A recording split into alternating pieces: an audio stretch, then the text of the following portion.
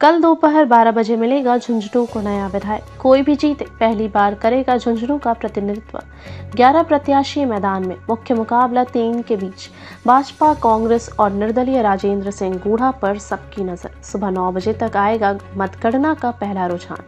प्रशासन ने पूरी की तैयारी, 250 के करीब कर्मचारी लगाए। अलग अलग गेटों से होगी मतगणना स्थल पर एंट्री।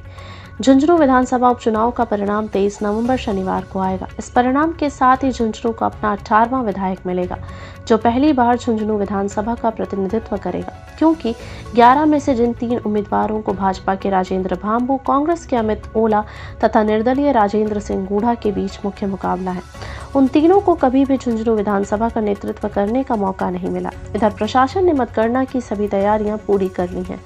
आज जिला कलेक्टर राम अवतार मीणा ने मुख्य चुनाव अधिकारी के साथ वीडियो कॉन्फ्रेंसिंग की, जिसमें सीईओ की ओर से मिले निर्देशों की पालना सुनिश्चित करने के लिए अधिकारियों के साथ चर्चा की। जिला कलेक्टर राम अवतार मीणा ने बताया कि सुबह 8 बजे मतगणना शुरू होगी। सबसे पहले मतपत्रों तथा ईटीबीपीएस की गिनती होगी। मतपत्रों और ईटीबीपीएस स्कैनिंग के लिए अलग अलग टेबलें लगाई गई हैं। 8:30 बजे स्ट्रॉन्ग रूम से ईवीएम मशीनें बाहर निकलेंगी। उम्मीद है कि सुबह 9 बजे से पहले एक राउंड की गिनती पूरी होगी और पहला रुझान आएगा। मतगणना के लिए ट्रेनिंग दी जा चुकी है। करीब 250 कार्मिकों को ड्यूटी पर लगाया गया है। वहीं सुबह मतगणना स्थल सेठ मोतीलाल कॉलेज में कार्मिकों, उम्मीदवारों के काउंटिंग एजेंट्स और मीडिया कर्मियों के लिए अलग अलग गेटों से एंट्री की व्यवस्था की गई है। ईवीएम के लिए 12 टेबल लगाई गई हैं। कुल 22 राउंड में गिनती पूरी होगी। माना जा रहा है कि यदि हार जीत का अंतर करीबी होगा तो दोपहर 12 बजे तक अंतिम परिणाम आ जाएगा। यदि हार जीत का अंतर ज्यादा होगा तो 3 घंटे बाद यानी कि 11 बजे तक तस्वीर साफ हो जाएगी। सभी की निगाहें कल आने वाले परिणाम पर टिकी हुई है। उपचुनाव की कल मतगणना सेठ मोतीलाल कॉलेज में की जाएगी। मतगणना कार्य प्रातः 8 बजे प्रारंभ होगा। सारी व्यवस्थाएं मतगणना के संबंध में कर ली गई है। हमने एक बैठक भी ली है। सीओ साहब ने भी बीसी के माध्यम से आवश्यक दिशा निर्देश दिए हैं। जो ईसीआई के दिशा निर्देश हैं उसी अनुरूप मतगणना कार्य करवाया जाएगा।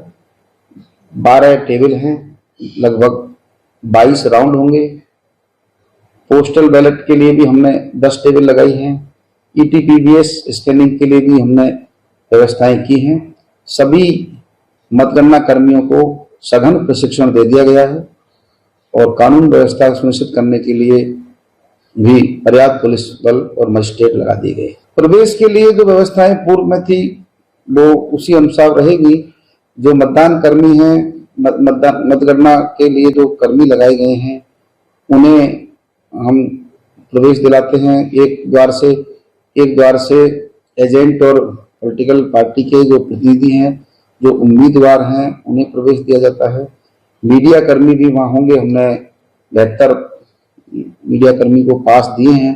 उनके बैठने के लिए स्क्रीन वगैरह की व्यवस्थाएं पीआरओ के माध्यम से करवा रहे हैं। अच्छी व्यवस्थाएं होंगी। सब सारी समय पर कार्रवाई संपादित करवा दी जाएगी। ये अभी चूंकि धारा 44 लगी हुई है और किसी प्रकार के जुलूस आदि के लिए अनुमति की आवश्यकता होती है ऐसे धारा 44 के समय, और सभी प्रकार के जुलूस जलसे जिला प्रशासन और पुलिस की अनुमति से ही संपादित किए जाते हैं। झुंझुनू उपचुनावों का परिणाम कल आएगा। मतगणना से पहले और मतगणना के बाद कानून व्यवस्था को बनाने के लिए पुलिस कर्मी तैनात होंगे, जिनको आज एसपी शरद चौधरी, एएसपी देवेंद्र सिंह तथा एसएसपी फूल सिंह मीणा समेत अन्य पुलिस अधिकारियों ने संबोधित किया।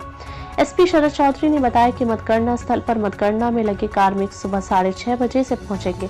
पुलिस की टीमें इससे भी 1 घंटे पहले सुबह 5:30 बजे पहुंच जाएगी और सुरक्षा व कानून व्यवस्था की जिम्मेदारी संभाल लेगी। उन्होंने बताया कि आरएसी की 3 कंपनियों, होमगार्ड और झुंझुनू पुलिस के 600 से अधिक जवान मोतीलाल कॉलेज तथा कॉलेज के बाहर सुरक्षा व कानून व्यवस्था का जिम्मा संभालेंगे। इसके अलावा शहर में ट्रैफिक व्यवस्था के लिए भी अलग से टीमें लगाई गई हैं। इन पुलिस कर्मियों की मॉनिटरिंग के लिए 3 एएसपी स्तर पर, 5 डीवाईएसपी स्तर, 9 सीआई तथा 16 एसआई स्तर के पुलिस अधिकारी भी लगाए हैं। उन्होंने कहा कि मतगणना के दौरान और बाद में कानून व्यवस्था बनाने में पुलिस मुस्तैद रहेगी। जैसा आप सबको विदित है, झुंझुनू विधानसभा उपचुनाव 13 तारीख को हुए थे और अब 23 तारीख को इसी मोतीलाल कॉलेज के प्रांगण में काउंटिंग की प्रक्रिया होगी।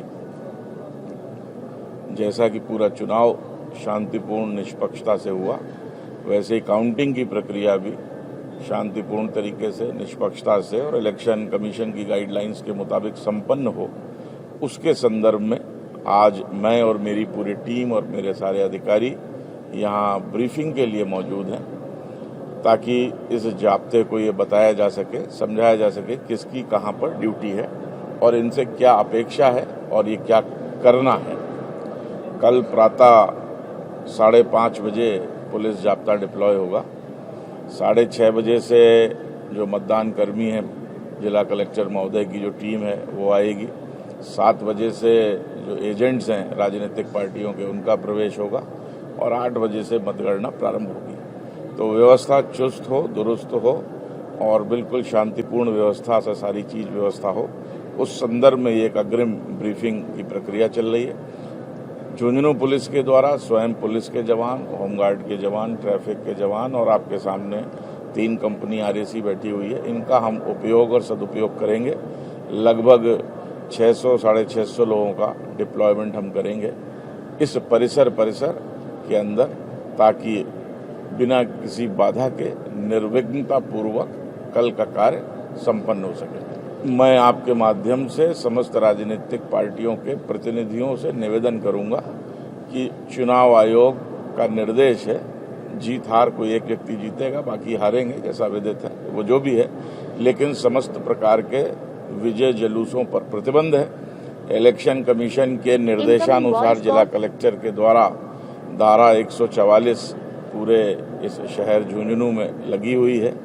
तो मैं ये निवेदन करना चाहूँगा, किसी के लिए खुशी का पल होगा और किसी के लिए हार का विषाद भी होगा, लेकिन इन जुलूसों पर प्रतिबंध है। तो अभी तक सबने, विभिन्न राजनीतिक दल, उनके प्रतिनिधियों ने हमारा पुलिस का, प्रशासन का सहयोग किया, कल भी सहयोग करें और MCC model code of conduct के समापन के उपरांत वो अपना जो भी जुलूस इत्यादि निकालना चाहते हैं वो निकालें।